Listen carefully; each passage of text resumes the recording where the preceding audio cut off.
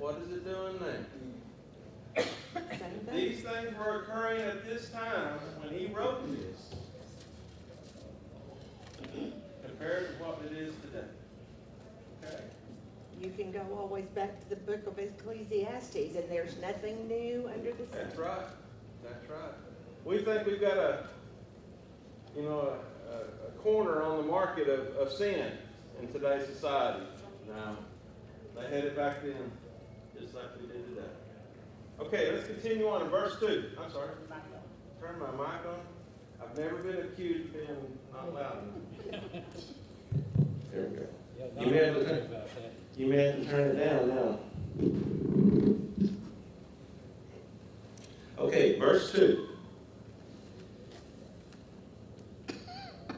For men will be lovers of self, lovers of money, boastful, arrogant, revelers, disobedient to parents, ungrateful, unholy, unloving. I have a hard time saying this word. Say that again. Irreconcilable. There we go. I can't get my tongue wrapped around that. Malice, gossips, without self-control, brutal, haters of good, treacherous, reckless, conceited, lovers of pleasure rather than lovers of God, holding to a form of godliness, although they have denied His power. Let me read this. Avoid such men as these. And that'll be the end of that verse. You say, Phil, my goodness, can you think of anything else? He covered it all. He covered it all. We're not going to just dwell in a lot of these, but I want to just touch them as we go by. Men will be lovers of self, or what would be another word for that? Selfish. To be their own God. They think of themselves only. Lovers of themselves. I'm better than you. I'm better than you. You're beneath me. Okay? Lovers of money. What does it say about the love of money? It's what?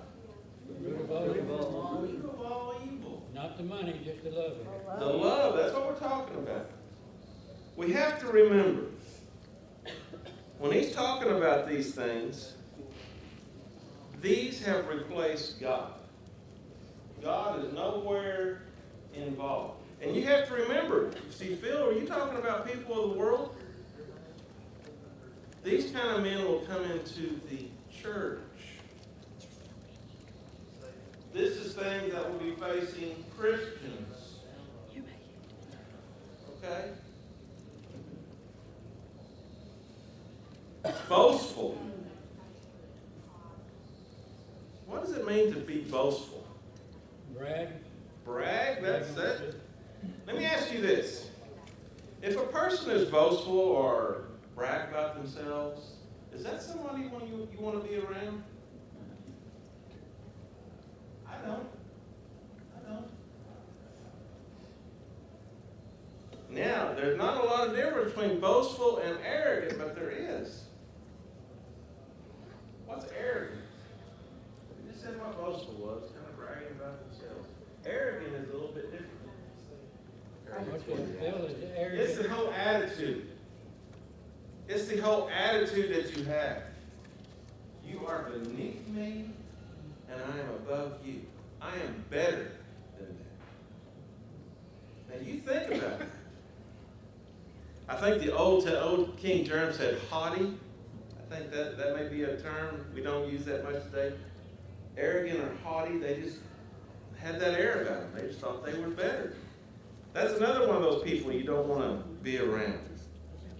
Revilers, that's a term we don't use much in Southeast Oklahoma. What does that mean? I think against God. They rebel against God. They rebel against God, and they just rebel against right as a whole. This person says abusive. Abusive, And I've seen some of the other railers, ones that just cause trouble. Ones that just cause trouble.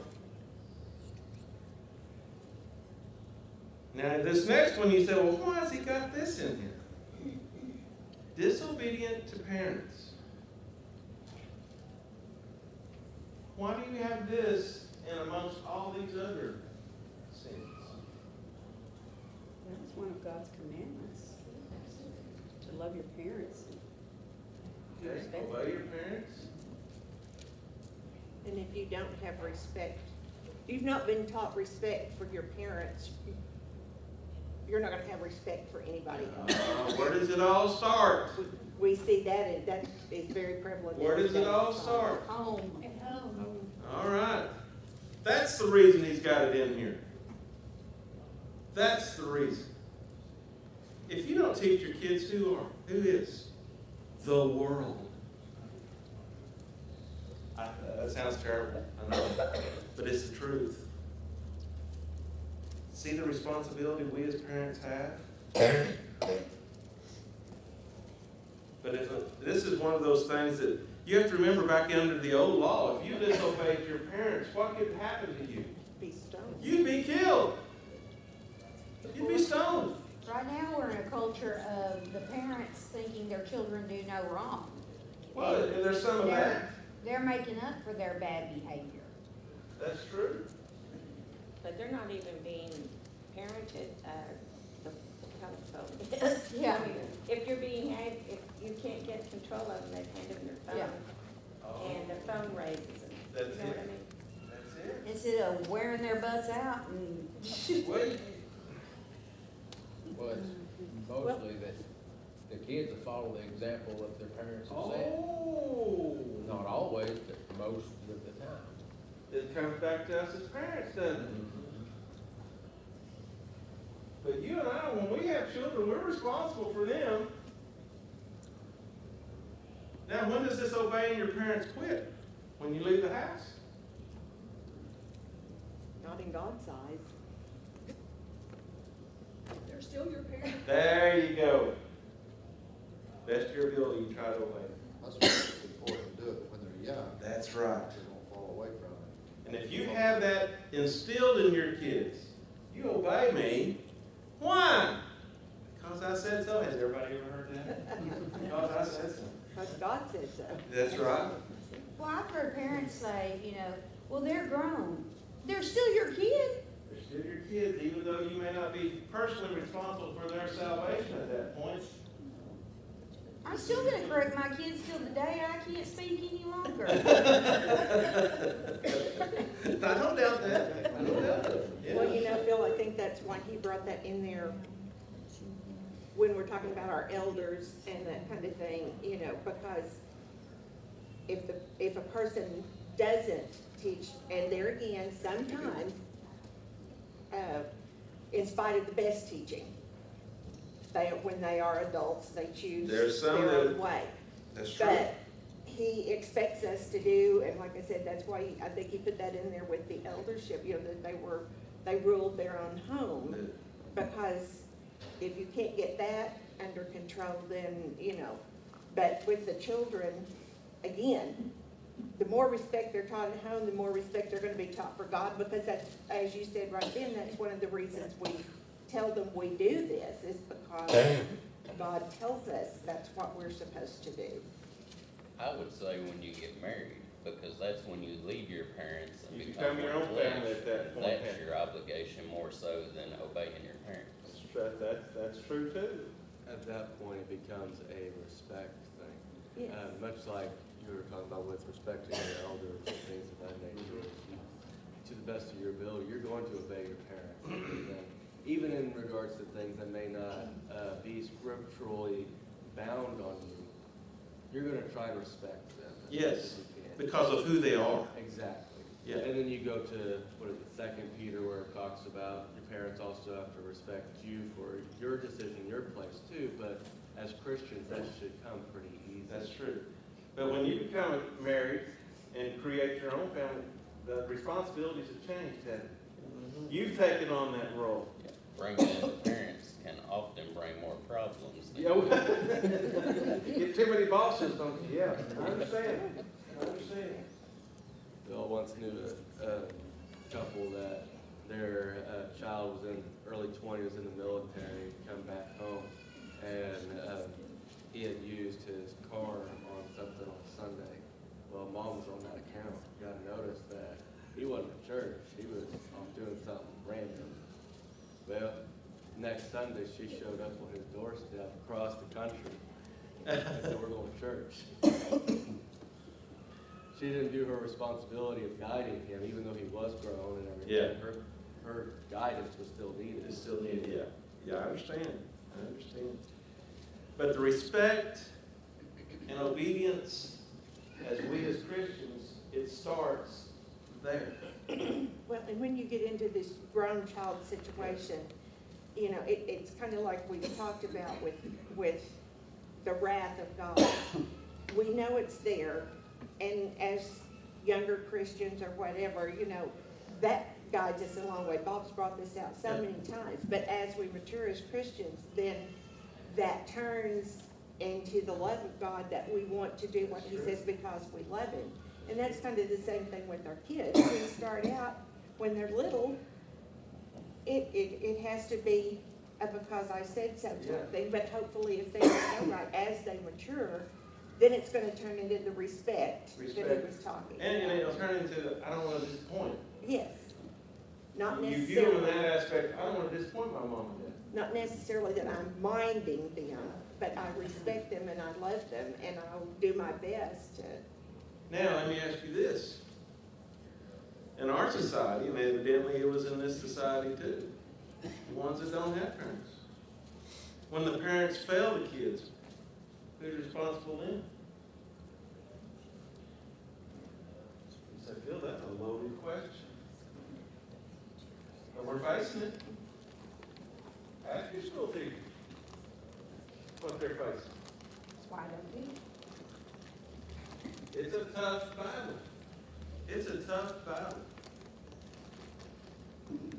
And we wonder why we're involved in all these other sins that we're naming.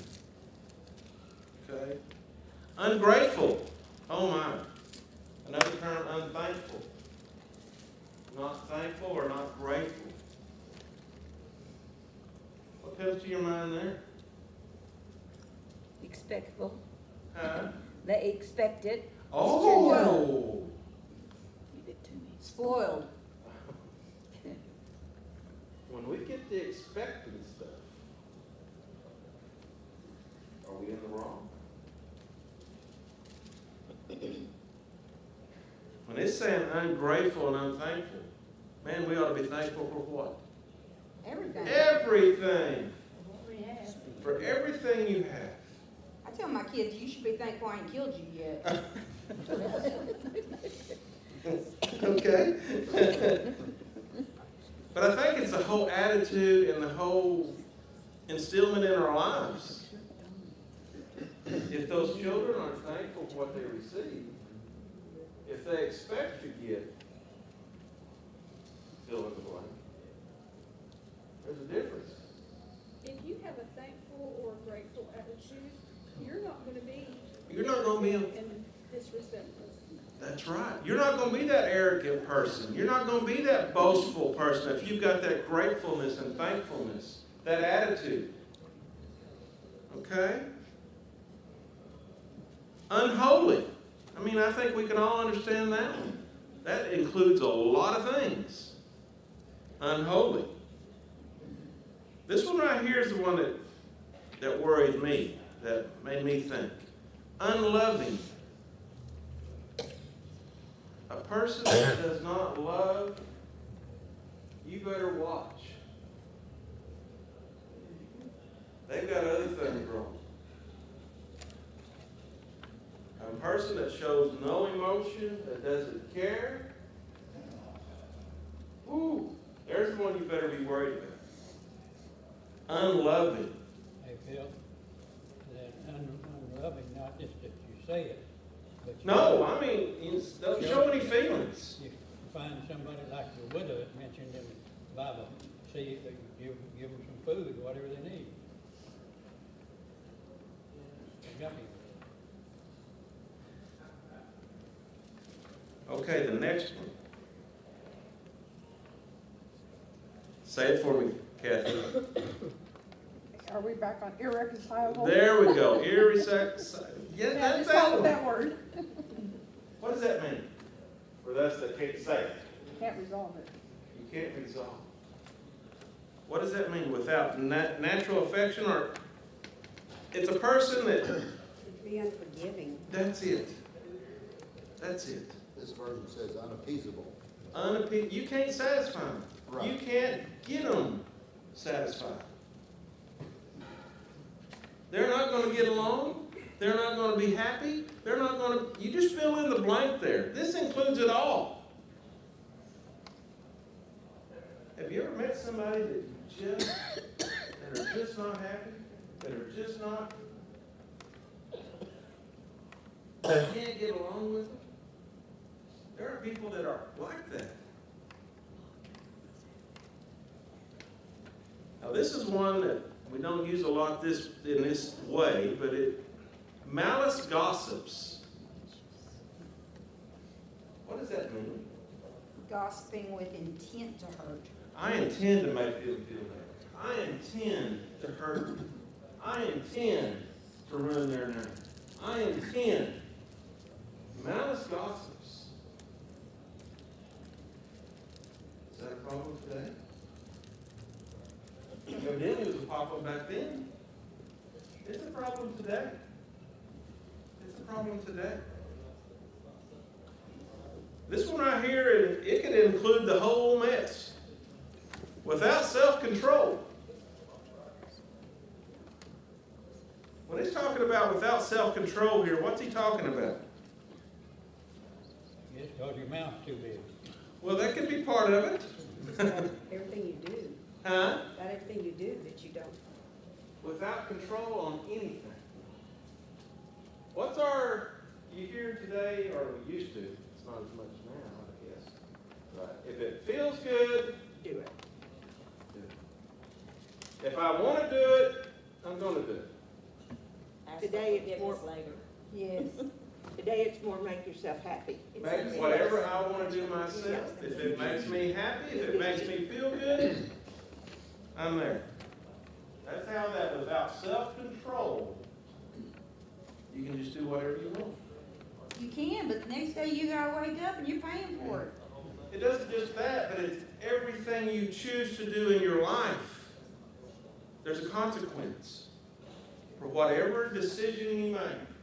If you don't have some of that self-control to think before you act. Well, and he also tells us how terrible it is if our actions cause a little one to stumble. And if we don't have any self-control whatsoever, You don't care. we're gonna talk one thing and do the total opposite. You don't care about nobody at this point. It says self-control. You don't have it. You don't care about nobody else. What they think or how it affects them.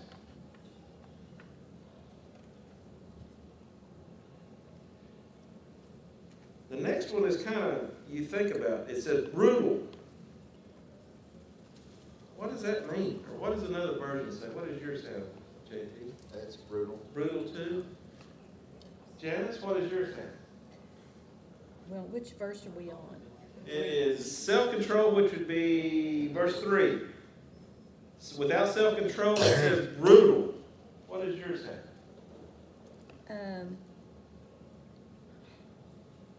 Well, mine on 3, it says, without natural affection, truce breakers. Truce breaker. Okay, that'd be the next one. Okay, Okay? But it doesn't have the brutal part. no. Okay? Fears. Fierce. That's what this one here has. Fierce.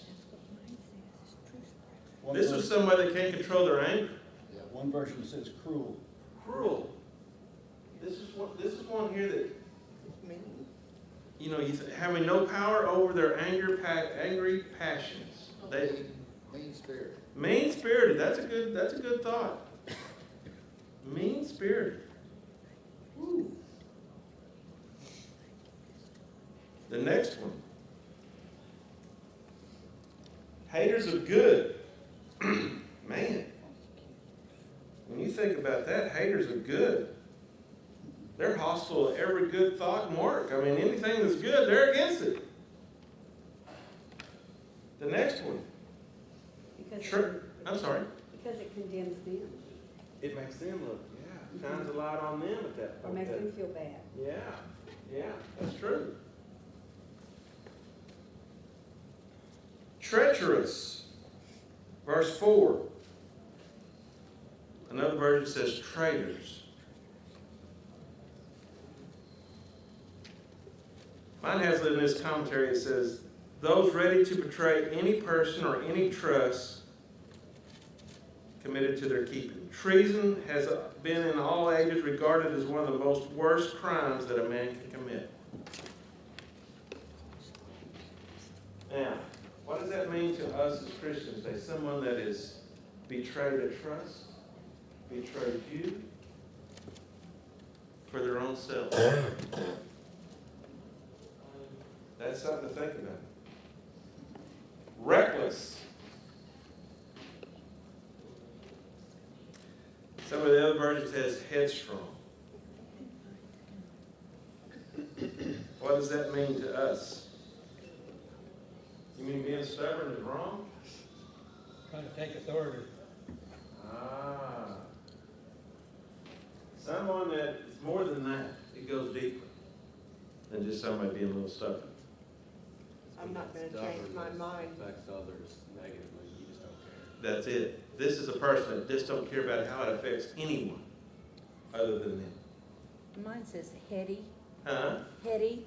Yeah, okay. We used that term a long time ago, heady, if they thought they was bigger than or better than they were. That's right. That's true. That's true.